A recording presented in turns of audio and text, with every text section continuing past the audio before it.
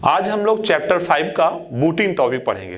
Booting का वैसे तो सिंपल सा मतलब होता है कंप्यूटर को जो हम स्टार्ट करते हैं और जो कंप्यूटर के स्टार्ट होने में जो प्रोसेस होता है उसी को बूटिंग कहते हैं। तो आइए हम थोड़ा डिटेल में समझते हैं कि बूटिंग है क्या। तो बूटिंग में कंप्यूटर के पावर ऑन करने से लेकर ऑपरेटिंग सिस्टम के शुरू होने तक, यानी अगर हम बात करते हैं तो पावर ऑन से लेके कंप्यूटर सिस्टम के स्टार्ट होने तक की सभी प्रक्रिया जो उसमें शामिल होती है वो कहलाता है बूट प्रक्रिया, यानी बूट प्रोसेस। ठीक है, तो बड़ा ही आसान है कि ऑपरेटिंग सिस्टम को जब हम कंप्यूटर को ऑन करते हैं तो जो सारी प्रक्रियाएं कहलाती हैं वो बूटिंग कहलाती है। इसमें क्या क्या होता है इसको थोड़ा और समझते हैं।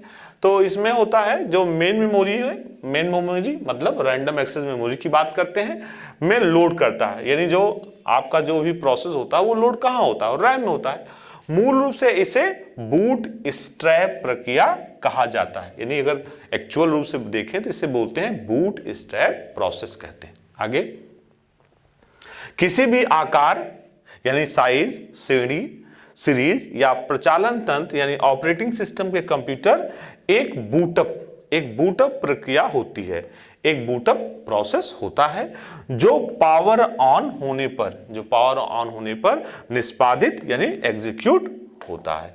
ठीक है, तो हमने देखा कि बूटिंग प्रोसेस में क्या होता है, बूटिंग प्रोसेस में रैम में स्टोर होती है और ये एक तरह से बूट स्ट्रैप कहलाता है।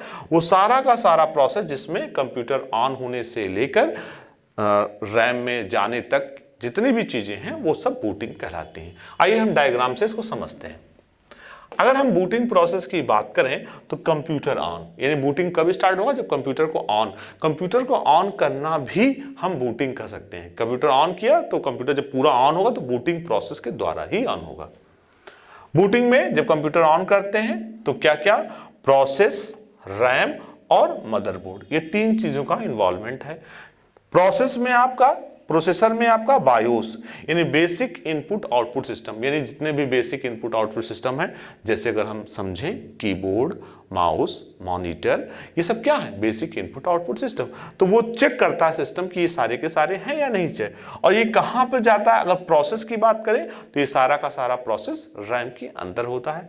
ठीक है, और ये कंपोनेंट कहां जुड़े होते हैं, सारे के सारे जगह इनपुट आउटपुट कीबोर्ड या डिवाइस की बात करें तो सब मदरबोर्ड से ही जुड़े रहते हैं। पोस्ट का मतलब पावर ऑन सेल्फ टेस्ट मतलब कि कंप्यूटर जब ऑन होता है खुद से ये टेस्ट करते हैं कि सारे हमारे कंपोनेंट सही से काम कर रहे हैं या नहीं काम कर रहे हैं। आगे हम कुछ इसको और अच्छे से समझते हैं। अगर हम कंप्यूटर स्टार्ट करने पर सीपीयू और बायोस, ठीक है, बायोस होता है बेसिक इनपुट सिस्टम, मिलकर कंप्यूटर को स्कैन करता है। कंप्यूटर की बायोस क्या करता है, कंप्यूटर को स्कैन करता है, और स्कैन करने के दौरान जिससे कंप्यूटर को पता लगता है कि मदरबोर्ड से कौन कौन से डिवाइस जुड़े हैं। बिल्कुल, हम सभी लोग जानते हैं मदरबोर्ड से ही सारे के मैक्सिमम डिवाइसेस जुड़े होते हैं, और जुड़े हैं और ठीक प्रकार से काम कर रहे हैं या नहीं, ये भी चेक करना कि जुड़े हैं और ठीक ढंग से काम कर रहे हैं नहीं।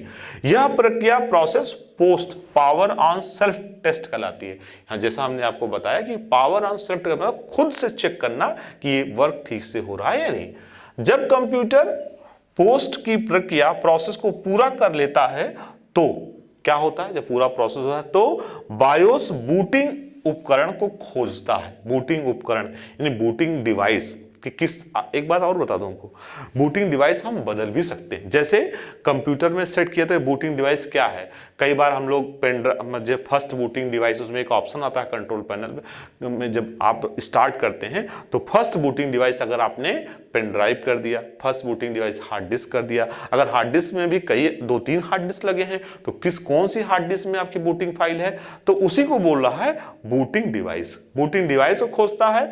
कई बार अगर आप ऑपरेटिंग सिस्टम आपका खराब हो जाता है तो उसमें लिख के आता है बूटिंग फाइल मिसिंग। ठीक है, तो वह बूट डिवाइस में बूटिंग फाइल को खोजता है, तथा जिसमें भी पहले बूटिंग फाइल मिल जाती है वह उसी से कंप्यूटर को ऑन करता है। उसमें दो तीन होता है, फर्स्ट बूटिंग डिवाइस अगर पहले में नहीं मिला, second booting device, third booting device. हम बूटिंग डिवाइस या booting file first booting device अगर हमने सीडी रोम रखा है, कई बार हमें सीडी रोम से कंप्यूटर को ऑन करना होता है तो हम first booting device CD ROM कर देते हैं। अगर हमें हार्ड डिस्क से करना होता है हार्ड डिस्क कर देते हैं। ठीक, तो वह उसी से कंप्यूटर को बूट कर देता है जिसमें कंप्यूटर में प्रचालन तंत्र यानी ऑपरेटिंग सिस्टम की लोडिंग शुरू हो जाता है। यानी जहां पर बूटिंग फाइल आपको पहले मिलता है वहीं से कंप्यूटर रन करना स्टार्ट कर देता है। आगे बायोस ने बताया बेसिक इनपुट आउटपुट।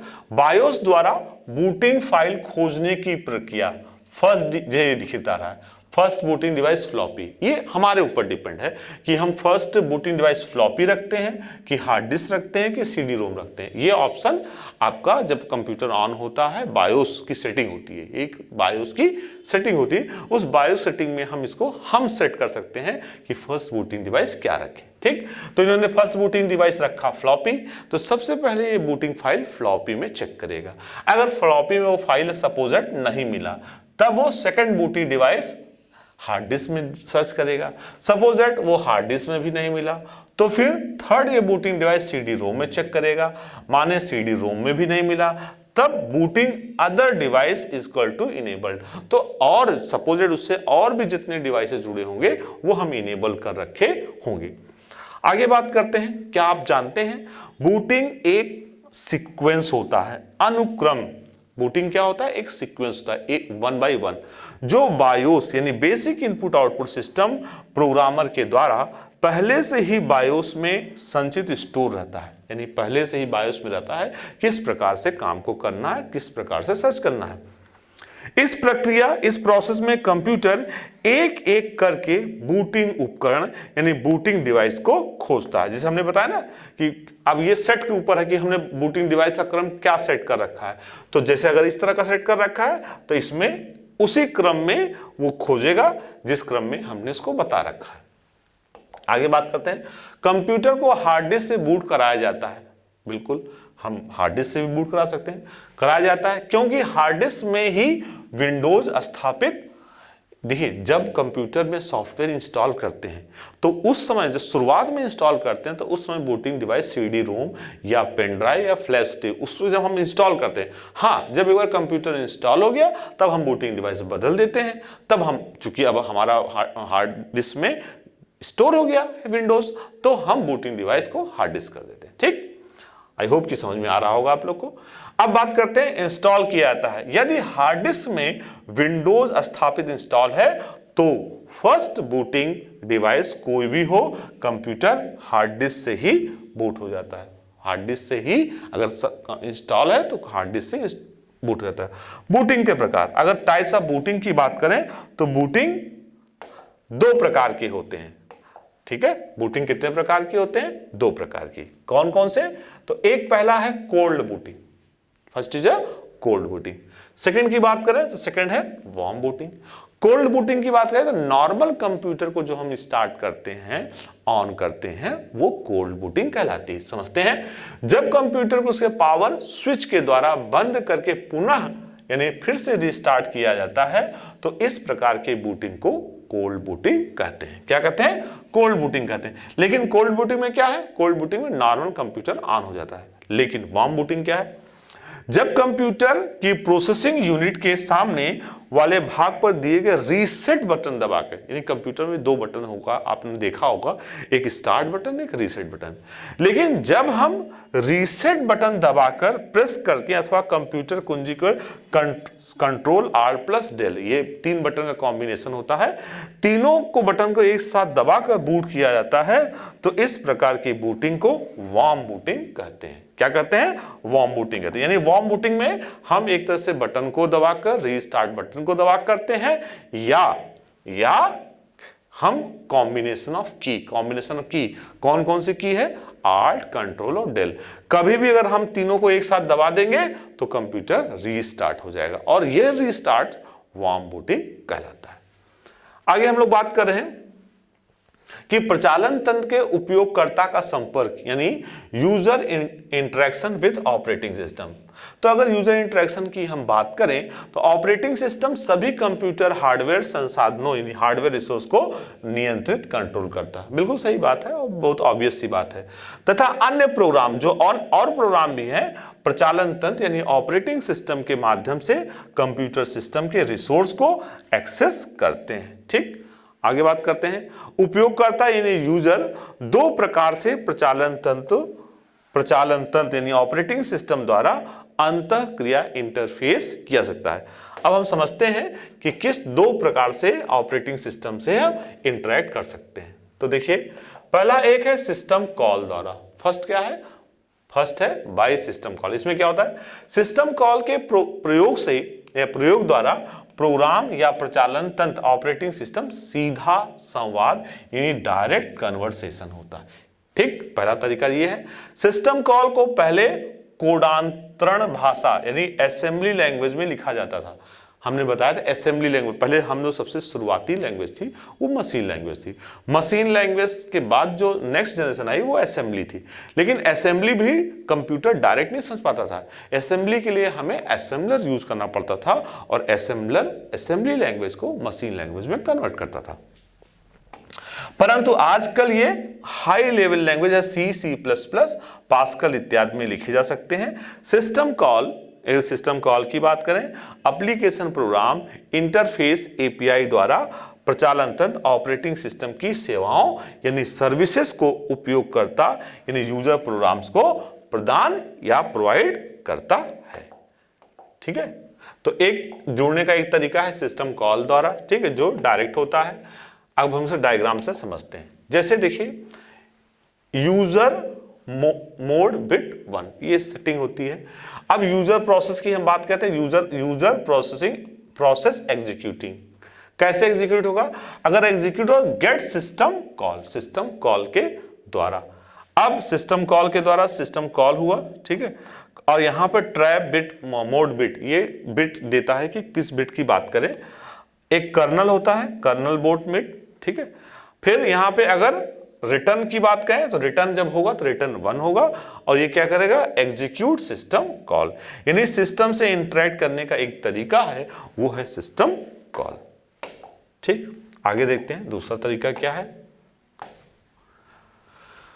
अभी सिस्टम कॉल की बात करें तो सिस्टम कॉल में ही सिस्टम कॉल प्रोसेस और ऑपरेटिंग सिस्टम के मध्य एक इंटरफेस मतलब एक बीच में एक कड़ी होता जोड़ता है। अब सिस्टम कॉल द्वारा दी गई सेवाओं यानी कौन कौन सी सर्विसेज ये प्रोवाइड करता है, इसको अच्छे समझ देते हैं। पहला, सिस्टम कॉल क्या करता है? प्रोसेस को बनाना और उसका प्रबंधन यानी प्रोसेस को क्रिएट करना और उसका मैनेजमेंट, ये काम है। दूसरा, मैनेजमेंट ऑफ मेन मेमोरी, ये मेन मेमोरी का भी मैनेजमेंट करता है। तीसरा, फाइल एक्सेस, किसका? File access and directory and file system management, यानी फाइल किस प्रकार एक्सेस होगी, डायरेक्टरी और फाइल सिस्टम मैनेजमेंट, फाइल किस प्रकार मैनेज करेगा, ये भी काम है। आगे बात करते हैं इनपुट आउटपुट हैंडलिंग, यानी इनपुट आउटपुट, जो भी इनपुट आउटपुट है उसको भी हैंडल करता है। सुरक्षा यानी प्रोटेक्शन की बात करता है, ये भी इसमें जुड़ा हुआ है।